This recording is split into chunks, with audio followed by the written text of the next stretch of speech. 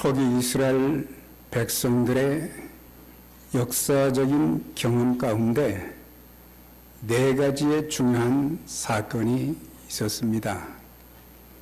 첫째는 출애굽 사건, 둘째는 40년 광야의 훈련, 셋째는 가나안 정복 전쟁, 넷째는 가나안 정착입니다. 이 네 가지 사건은 그리스도인들이 신앙 여정에서 경험하는 네 가지 사건과 비슷합니다. 첫째는 구원의 체험, 우리가 예수 그리스도를 믿음으로 말미암아 하나님의 자녀가 된 그런 구원의 체험. 둘째는 신앙 훈련. 셋째는 사단과 영적인 싸움.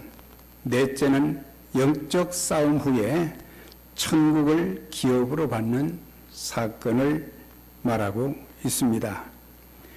우리는 출애굽기 14장과 15장을 통해서 두 가지의 사건을 접하게 됩니다.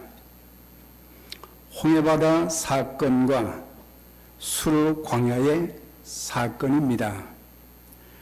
궁금한 것은 왜 하나님께서 홍해바다로 그 백성들을 인도하셨을까?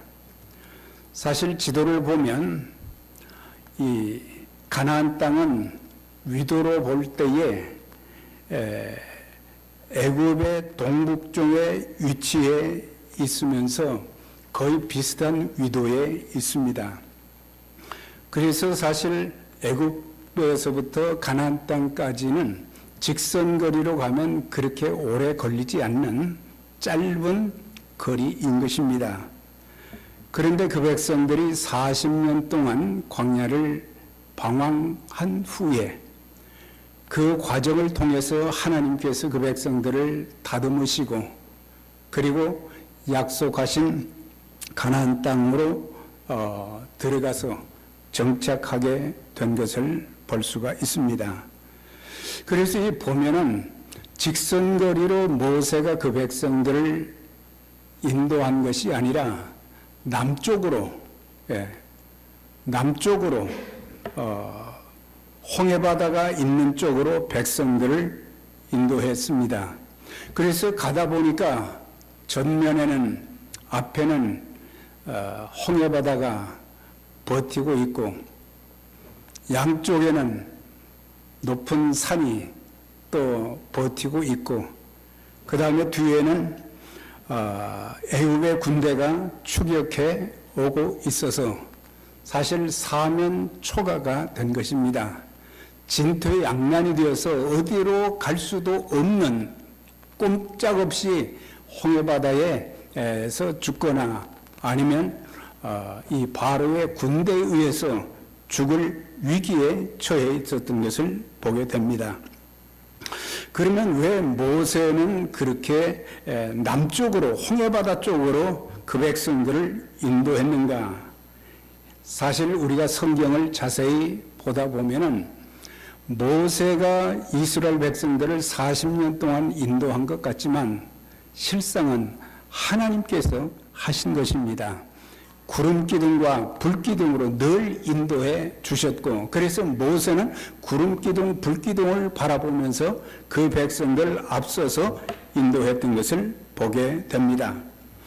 하나님께서는 이스라엘 백성들에게 홍해를 가르는 기적을 보여주시기 위하며 애굽의 군대를 하나님께서 어떻게 멸하시는지 그것을 보여주시기 위해서 홍해로 인도하신 것을 볼 수 있습니다. 이렇게 어려운 상황 속에서 그들로 하여금 평생 하나님만 의지하며 살기를 원하셨던 하나님의 계획이 있었던 것을 보게 됩니다. 또한 그들이 이제 홍해바다를 육지처럼 걷는 후에 감격적으로 건너고 사흘 동안 광야의 길을 가는 동안 백성들이 아주 피곤하게 되었습니다. 그런데 똑같이 모세는 그 백성들을 수르 광야 쪽, 마라가 있는 쪽으로 인도한 것을 보게 됩니다. 마라에 도착해서 물을 마시다 보니까 그 물이 너무 쓴 거예요. 그래서 백성들이 이제 원망하고 불평하는 그런 장면이 또한 여기에 나오는 것을 보게 되는데, 여기까지 수르 광야 쪽으로, 마라가 있는 쪽으로 인도하신 분은 하나님이시라고 하는 것입니다.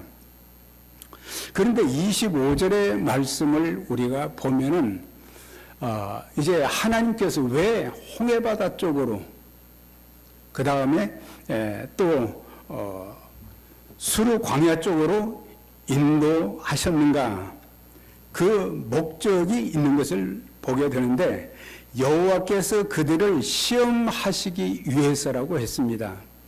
우리말로는 시험이라는 뜻이 여러 가지가 있겠지요. 그런데 여기서 시험이라는 것은 템테이션, 유혹도 아니고 영어 단어로 테스트가 정확한 번역입니다. 그래서 하나님께서 그 백성들을 테스트한 것은, 하나님께서는 그 백성들이 어떤 상황 가운데서도 하나님만 의지하는 삶을 살기를 원했던 거예요. 그런데 그들은 눈에 보이는 현재 겪는 아픔과 어려움, 이런 것만 보면서 늘 원망, 불평이 반복되었던 것을 볼 수가 있어요. 그래서 하나님께서 왜 그들에게 그들의 그 신앙을 테스트했는가, 그 이유를 신명기 8장 2절에 보면, 그러니까 모세가 40년 후에 그 백성들에게 설교를 하면서 신명기 8장 2절을 이렇게 설교를 했어요. 내 하나님 여호와께서 이 40년 동안에 광야의 길을 걷게 하신 것을 기억하라. 그러니까 하나님께서 그 백성들을 40년 동안 인도하셨다는 것을 알 수가 있게 됩니다. 그러면 그 이유가 어디가 있느냐? 왜 40년 동안 그렇게 연단 훈련을 하게 하셨는가? 이는 너를 낮추시며 시험하사, 여기도 테스트라고 되어 있어요. 그러니까 그 백성들이 이제 늘 하나님 앞에 겸손하고, 그리고 그들의 마음이 어떠한지, 그 명령을 지키는지 아니 지키는지 알려 하심이니라. 그래서 하나님께서는 늘 그 백성들이 어떤 상황, 어떤 처지가 되어져도 늘 하나님만 바라보고 살기를 그렇게 원하셨던 것을 보게 됩니다. 우리가 인생을 살다 보면 기쁘고 즐거운 일도 많지만 때로는 도처에 많은 마라를 만날 때가 있습니다. 주님, 왜 저에게 이런 시련을 주십니까? 주님, 왜 우리 가정에 어려움을 그렇게 주십니까? 주님, 왜 우리 교회에 어려움을 주십니까? 이런 해답에 대한 그런 말씀. 참, 이런 시련과 고통과 아픔이 있을 때에 그 일로 인해서 가슴을 부여잡고 신음하며 수많은 밤을 뜬 눈으로 지새울 때도 있었습니다. 그런데 지나고 보면은 모든 것이 하나님의 깊은 뜻이 숨겨져 있다는 사실이에요. 우리는 표면적인 것만 바라보지 하나님의 계획, 하나님이 무엇을 원하고 계신지 그것을 정확하게 알지 못하기 때문에 우리는 불평할 때가 참 많습니다. 그래서 이런 어려운 과정을 통해서 평생 주님만 의지하는 삶을 살게 하시고 나를 축복해 주시고자 준비하신 하나님의 손길이었음을 깨닫고 감사하게 만들어 주신다는 것입니다. 하나님의 뜻을 모르면 원망 불평이지만 하나님의 깊은 뜻을 알고 나면 하나님께서 이렇게 모난 부분을 다듬으시기도 하고 또한 잘못된 길로 가는데 바른 길로 갈 수 있도록 만들어 주셔서 나중에는 지나고 보면 모든 것이 하나님의 은혜요, 하나님께 감사할 일 뿐이라고 하는 사실이에요. 복음성가에 그런 가사가 있잖아요. 네. 왜 나만 겪는 고난이냐고 불평하지 마세요. 고난의 뒤편에 있는 주님이 주실 축복 미리 보면서 감사하세요.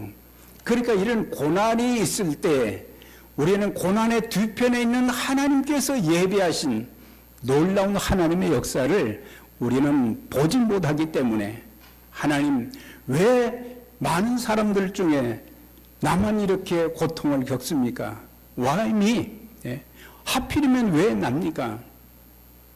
그러나 하나님의 마음, 하나님의 뜻, 하나님의 계획, 하나님의 경륜을 안다고 하면 우리는 환난 가운데서도 하나님의 뜻을 찾기를 소원하면서 기도하고 오히려 이것을 통해서 나도 다듬어 주시고 그리고 더 겸손하게 만드시고 하나님께서 축복해 주시는 그런 역사 때문에 주님 감사합니다. 이런 고백을 하게 만들어 주시는 것입니다.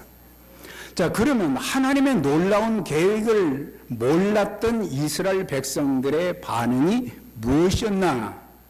출애굽기 15장, 16장, 17장에 계속 나오는데 백성이 모세를 대하여 원망하여 가로되 우리가 무엇을 마실까, 무엇을 무엇을 먹을까 이런 것에 관심이 있었던 것을 보게 됩니다. 한마디로 그들의 반응은 원망이었습니다. 하나님, 지금은 비록 힘들고 어렵지만 하나님께서 이 모든 일들을 합력하여 선을 이루시는 귀한 역사가 있게 될 줄 믿습니다. 이런 그 마음으로 나가야 되는데 계속해서 이 사람들은 40년 동안 광야 생활을 할 수밖에 없었던 것이 훈련을 그렇게 하심에도 불구하고 그들은 하나님의 뜻을 전혀 깨닫지 못하고 늘 입에 붙은 말이 원망과 불평이었고 그래서 그들의 원망 불평은 지도자 모세나 아론뿐만 아니라 나중에는 하나님께까지 원망하는 그런 모습을 보게 됩니다. 민수기 14장 27절이에요. 이스라엘 자손이 나를 향하여 원망하는 바 그 원망하는 말을 내가 들었노라 그랬어요. 그렇게 원망하는 그 말들을 하나님께서 다 들으셨다고 그랬어요. 이 내용을 보면서 참 깜짝 놀랄 수밖에 없는 것은 하나님께서는 내가 어떤 생각을 가지고 있는가, 내가 어떤 마음을 품고 있는가, 내가 어떤 말을 하고 있는가, 내가 어떤 삶을 살고 있는가 다 들으시고 또한 보신다고 하는 사실이에요. 이것을 알면 우리의 신앙과 삶은 달라질 수밖에 없어요. 하나님의 자녀답고 선한 영향력을 끼치는 그런 삶을 살아갈 수 있게 될 것입니다. 그래서 나를 향하여 원망하는 말, 그 원망한 말을 내가 들었노라. 너희 말이 내 귀에 들린 대로 내가 너희에게 행하리니 그랬어요. 이 부분에 가서는 참 두려움을 느꼈어요. 이렇게 하나님이 보시고 들으시고 그러는데 우리는 우리 하고 싶은 대로 살 때가 많잖아요. 하나님의 말씀에 따라서 살아야 될 것인데 하나님의 말씀에 순종해서 하나님의 능력과 기적을 체험하면서 하나님께 붙잡혀서 귀하게 쓰임받아야 될 것인데 그러지 못하고 이스라엘 백성들과 별반 다를 것이 없는 세상 사람들과 별반 다를 것이 없는 그런 모습으로 우리가 살아갈 때가 많습니다. 자, 그러면 원망한 이유, 지도자와 백성들을 원망한 이유는 첫째는 과거에 받은 하나님의 은혜를 잊어버렸기 때문이라고 하는 거예요. 그래서 사실 이스라엘 백성들의 모든 과거의 역사를 돌아보면은 그들이 한 것이 없어요. 전부 하나님이 인도하시고, 하나님이 보호하시고, 하나님이 지키시고, 하나님께서 공급하시고, 하나님께서 앞장서셔서 이제 약속의 땅으로 계속 아름다운 그 땅, 젖과 꿀을 땅으로 인도해 주시는 것을 보게 되는데, 그런 많은 홍해바다의 역사, 마라의 쓴물이 단물로 바뀌는 그런 역사를 보면서도 이들은 늘 원망했다고 하는 것입니다. 복음성가에 이런 내용이 있죠. 지나온 모든 세월들 돌아보아도 그 어느 것 하나 주의 손길 안 미친 것 전혀 없네. 돌이켜보면 전부 하나님의 손길 아닌 것이 없다고 하는 거죠.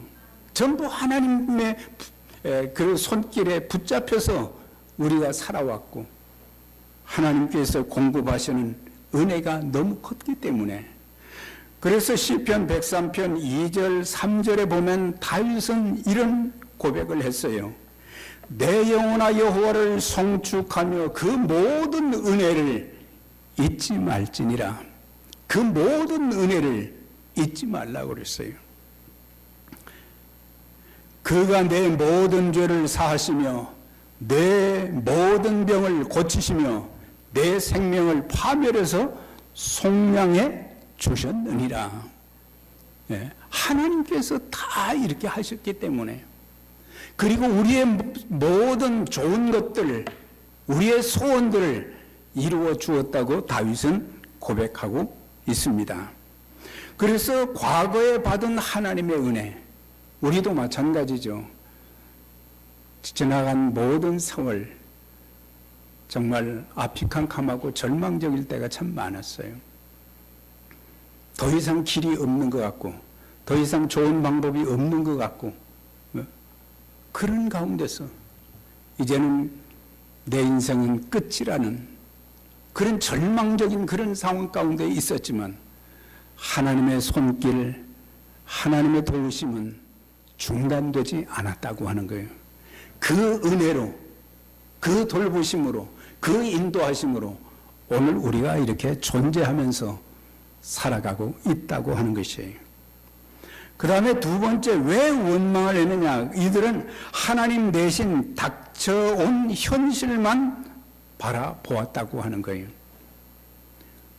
그래서 이 신명기, 출애굽기와 신명기서를 계속해서 보면 이 40년 광야의 그 역사를 이렇게 쭉 잘 설명해 주고 있는데, 참 수많은 위기들이 있었어요. 많은 어려움들이 있었어요. 이방 민족의 공격을 받기도 했고, 예? 불순종해서 또한 어려움을 겪기도 했고, 그런데 그들은 그 현상만 바라보았지 하나님께서 어떻게 일하고 계신지, 어떻게 그 백성들을 계속해서 약속의 땅으로 이끌어가고 있는지, 이런 것들을 전혀 깨닫지 못했기 때문에, 그래서 하나님의 자녀가 되었으면, 하나님의 백성이 되었으면 누구를 바라보아야 되느냐? 하나님만 바라보아야 된다. 우리가 부르는 복음성가에 있죠. 주만 바라볼지라. 우리가 주님만 바라보아야 되는데, 우린 너무 세상 것, 세상의 악한 문화들, 요즘 보면은 한국이나 미국이나 참 사람의 목숨을 파리 목숨보다 못하게 만드는 참 그런 시대, 얼마나 잔인한지 몰라요.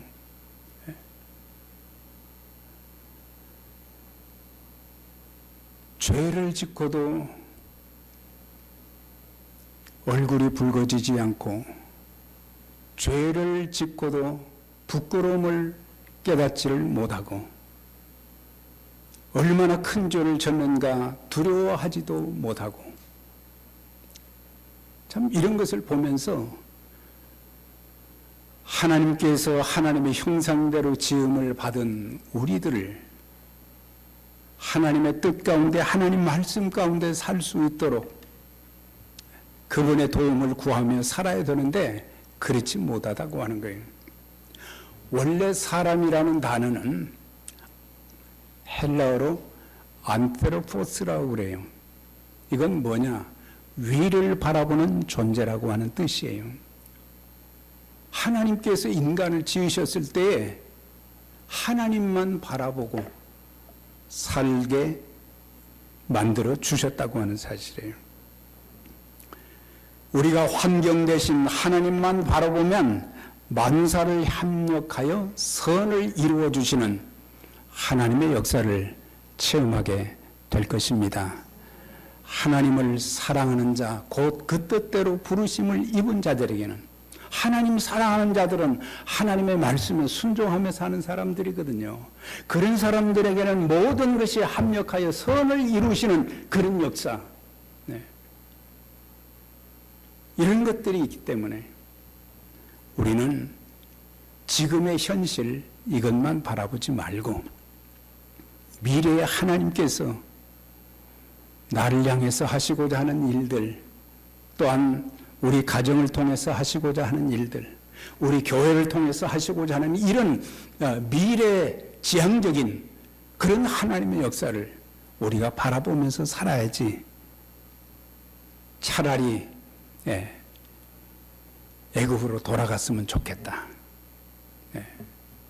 죽었으면 좋겠다, 하나님께서 저와 여러분들을 통해서 하시고자 할 귀한 일들이 참 많이 있습니다. 그걸 알면 우리의 신앙과 삶은, 우리의 언행 심사는 달라지게 될 것입니다.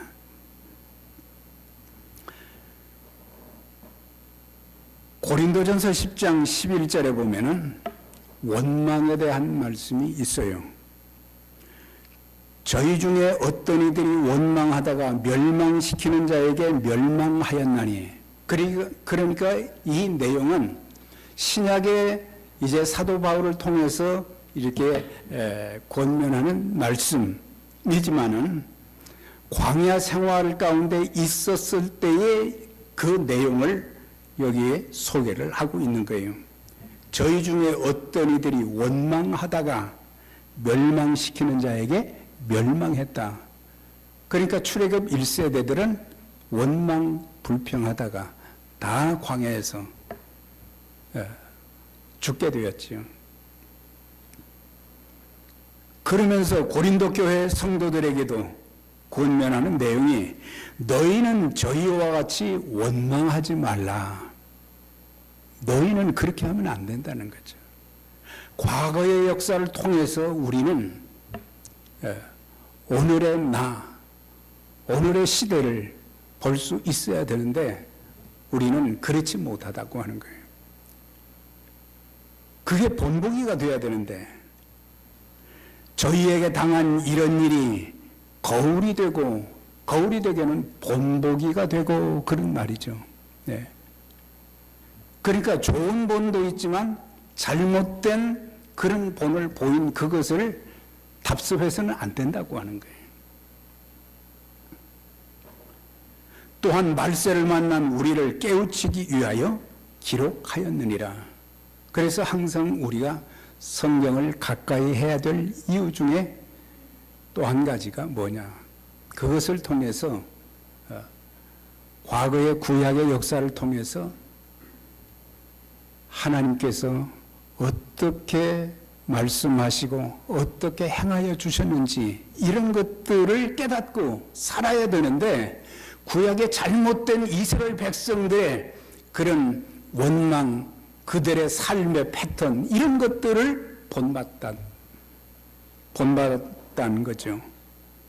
그래서 이런 것들을 깨우쳐 주시기 위해서 성경을 기록했다고 말하고 있습니다. 자, 그러면은 왜 마라를 만나게 하셨나? 하나님께서는 출애굽기 15장을 통해서 이제 하나님이 하신 일들을 백성들이 기뻐하는, 찬양하는 그런 그 모습을 보게 됩니다. 그때 하나님은 그들을 수르 광야로 또 인도하시어 마라의 쓴물을 통해서 그들의 신앙, 하나님의 말씀에 순종하는지 안 하는지, 하나님을 의지하는지 의지하지 않는지 그것을 테스트하셨다고 했습니다. 이는 그 백성들이 교만할까봐 그것을 깨우쳐 주시기 위한 하나님의 처방이었다는 것을 보게 됩니다. 사람들은 자신들의 환경이 좋아지면, 인생이 순탄하면 자신의 분수를 잊어버리고 교만하여 불순종의 죄를 짓게 되는 것입니다. 교만은 패망의 선봉이요 거만한 마음은 넘어짐의 앞잡이가 되느니라. 망하는 길의 지름길이 바로 교만이라고 하는 거예요. 야고보 4장 6절에는 하나님이 교만한 자를 대적하시고 겸손한 자에게는 은혜를 베푸시느니라 그랬어요. 예. 교만하면, 예. 성경의 인물들을 찾아보니까 바벨론 도성을 참 세운 느부갓네살 왕도 이 엄청난 이 성벽을, 이 도시를 내가 만들었다 하는 그 순간 미치광이가 되었어. 왕의 자리에서 쫓겨나게 되어지고 짐승처럼 들에 나가서 풀 뜯어먹고 그런 그 모습. 우시아 왕도 마찬가지죠. 교만하다가 자기가 해서는 안 될 일을 월권 행위를 하려다가 결국에는 문둥병자가 되어졌고, 그래서 하나님이 교만한 자는 대적하시고 겸손한 자에게는 은혜를 베푸신다. 저와 여러분 이 땅에 사는 동안 겸손함을 유지하셔서 하나님께 은혜 받고 하나님의 영광스러운 복음사역에 아름답게 쓰임받게 되시기를 주의 이름으로 축원합니다. 고린도전서 10장 12절입니다. 선줄로 생각하는 자 넘어질까 조심하라 그랬어요. 네. 우리 인생 아무것도 보장된 것이 없어요. 네. 내일 일을 우리는 아무것도 모릅니다. 1시간 후에, 2시간 후에 일어날 일들도 우리는 잘 알 수가 없어요. 그렇기 때문에 우리는 첫째도 겸손, 둘째도 겸손, 셋째도 겸손, 겸손하면서 하나님의 행하신 일에 감사하면서 그 은혜를 증거하는, 그리고 그 은혜로 말미암아 하나님이 기뻐하시는 일에 쓰임받는 우리 모두가 되어줘야 될 것입니다. 우리는 항상 자신의 영적 체험, 성경 지식, 남보다 더 많은 수고와 봉사, 남보다 더 많은 물질을 들였다 하더라도 절대 교만하지 말고 하나님께서 은혜 주셔서 이렇게 할 수 있었습니다. 하나님께서 은혜 주셔서 이 귀한 사역을 섬길 수 있게 되었습니다. 이런 겸손함을 통해서 하나님께서 더 놀라운 은총과 복을 주시는 귀한 역사가 있게 되시기를 바랍니다. 고린도전서 15장 10절입니다. 사도 바울이 이런 고백을 했어요. 나의 나된 것은 하나님의 은혜로 된 것이니 내게 주신 그의 은혜가 헛되지 아니하여 내가 모든 사도보다 더 많이 수고했으나 내가 아니요 오직 나와 함께 하신 하나님의 은혜로라. 자, 이 말씀은 수도 없이 암송하고 또한 하나님의 은혜를 표현하고 그래도 부족한 것밖에 없어요. 왜? 모든 것이 전부 하나님의 은혜 가운데서 되어지는 일들이기 때문에.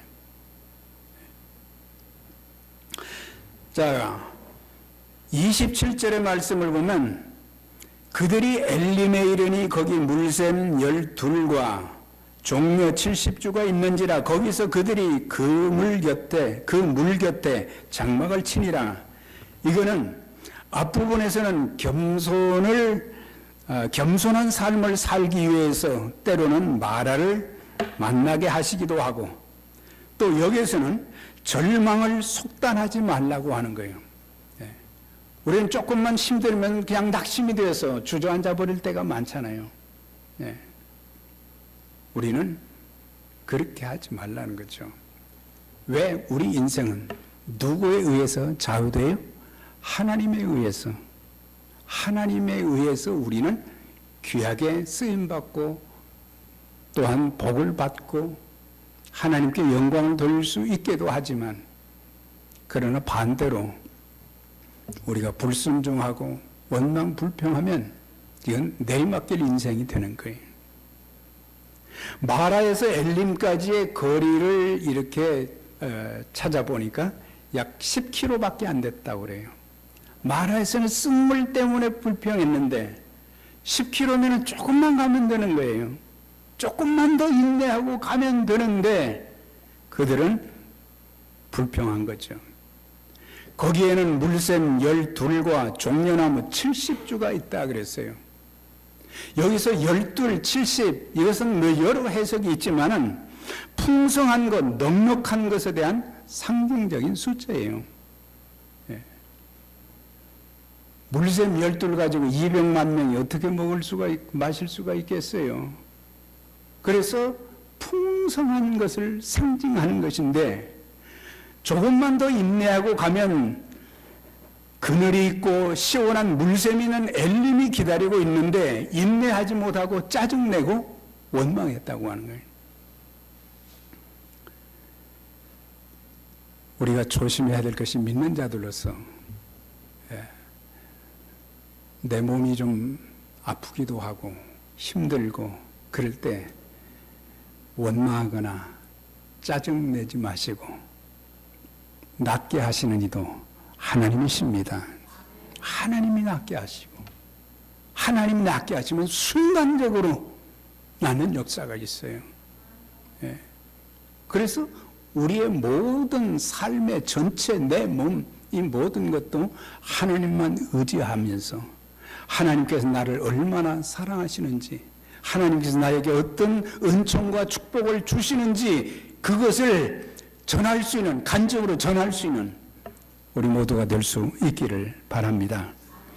우리는 풀리지 않는 내 앞길, 직장, 사업 등 답답한 현실도 기도하면서 조금 인내하게 되면 하나님이 예비하신 엘림을 만나게 되는 것입니다. 우리는 척박한 환경뿐만 아니라 기도 생활도 약속으로 주신 말씀도 이루어 주실 때까지 인내가 필요한 것입니다.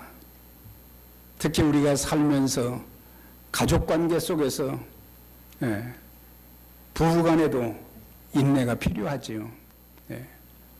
참 서로에 대해서 오래 사랑하고 오래 참아주게 될 때에 하나님의 은총과 기쁨과 축복이 둘 사이에 가정에 넘치게 될 것이고, 또한 교회에서도 목회자와 성도와 성도 간에도 인내가 필요하고, 인내하다 보면 반드시 좋은 날이 오게 되는 것입니다. 자, 그러면서 25절 보면 마라를 만났을 때 취할 신앙인의 태도가 무엇인가? 모세는 백성들이 원망하고 불평할 때 뭐 했어요? 모세는 하나님 앞에 기도했다 그랬어요.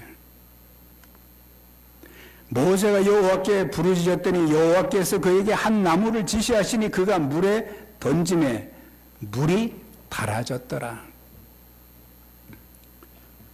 기도하면 하나님이 역사하시고, 기도하면 사는 역사가 있게 됩니다.